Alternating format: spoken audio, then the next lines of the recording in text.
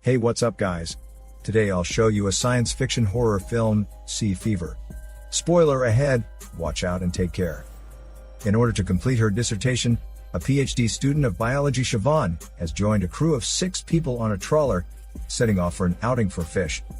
At first, everything goes on well, and the trawler arrives at the deep sea area as planned. Then, they are all very excited to find that there are whales around, believing they will bring them good luck. However, Siobhan finds it strange, as whales do not usually show up in the fishing area. She tries to warn the others, but to no avail. People there think she just makes an unnecessary fuss. Later, the skipper couple finds a large haul of fish is moving towards them at a fast speed. And the next second, the ship is hit heavily by some unknown object. Siobhan then finds that the texture of the plank on the bottom of the ship seems to have been changed somehow, with numerous tiny bongo packages. Siobhan pokes one of them, and the plank just breaks apart. Then, the bongo packages begin to exude some greenish slime. Moments later, the skipper couple discover that the boat seems to have been tangled up, as they cannot move it anymore.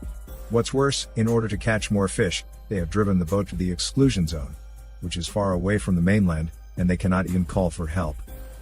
Siobhan becomes very interested in these unknown creatures. She gets some and wants to test what exactly they are. Then, the skipper comes and peels off one of the packages, and some reddish squirming things get inside the boat.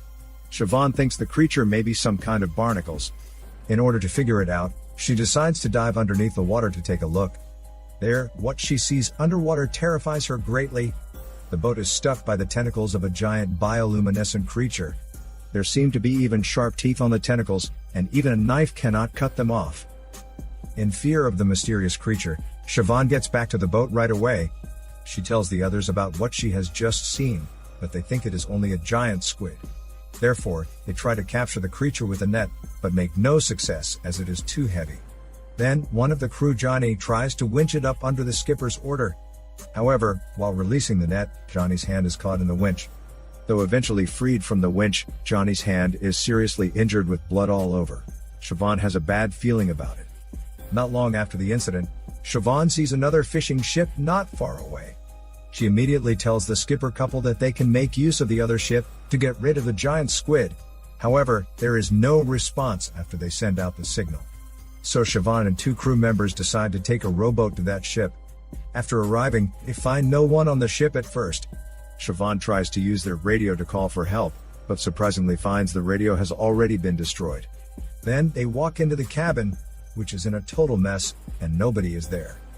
It turns out that people on that ship have all died, but not long ago. All of them are dead in horrible ways, with one bloodied all over his body, and another man's eyeballs popped out.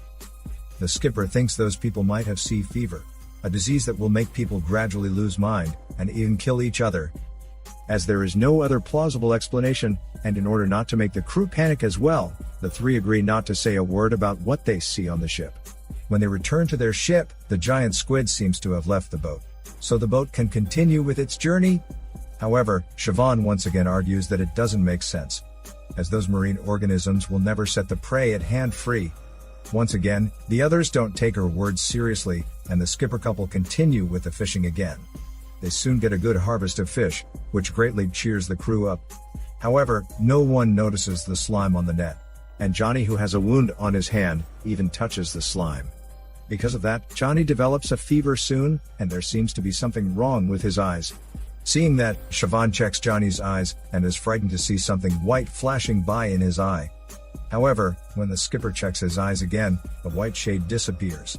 Johnny insists that he is fine, and others think that Siobhan may be just so nervous that she gets an illusion. Later, when Johnny is trying to reduce the discomfort in his eyes with the water, the discomfort turns into a huge pain and gets severe. Then Johnny is terrified to find he cannot see anything. His eyeballs begin to congest, and in the end break apart.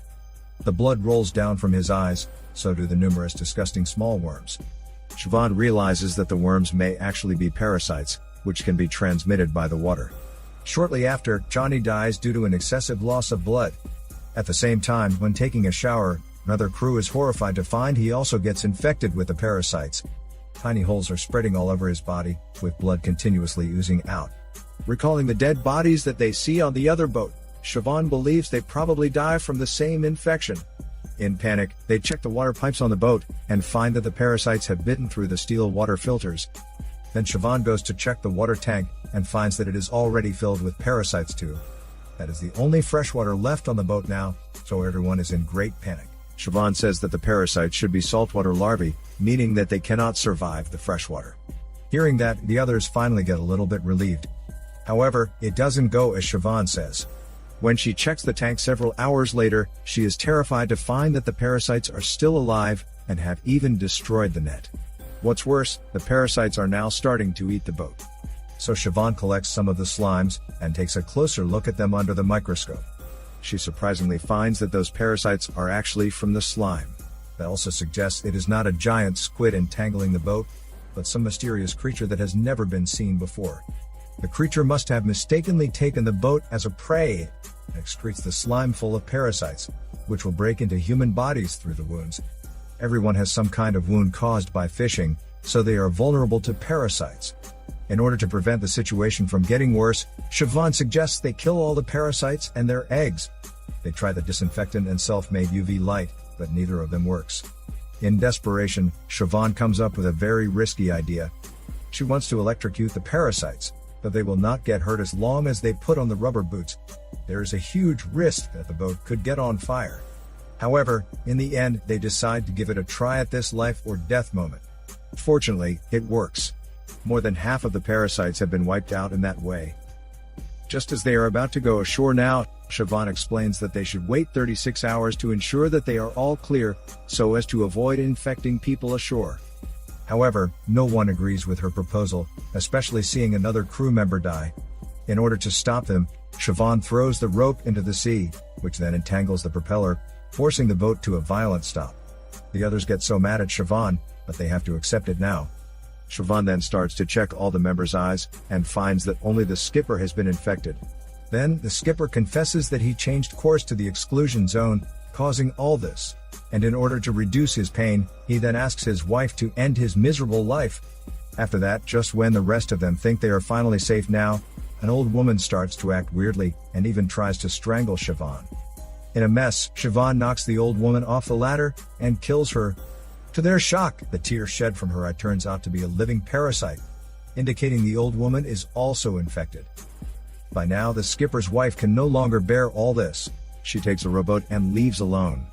Now, there are only two people on the boat, Siobhan and another crew member, Omid. The two then hear some noise from the tank. They immediately go upstairs to check, and find that the parasites are now all over the tank, indicating that they can also live in the freshwater. Siobhan and Omid decide to kill them by heat, but it doesn't work. To make things worse, the unknown creature comes back, and eats through the bottom of the boat.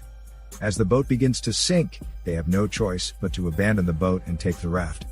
Siobhan sets the boat on fire, and jumps onto the raft.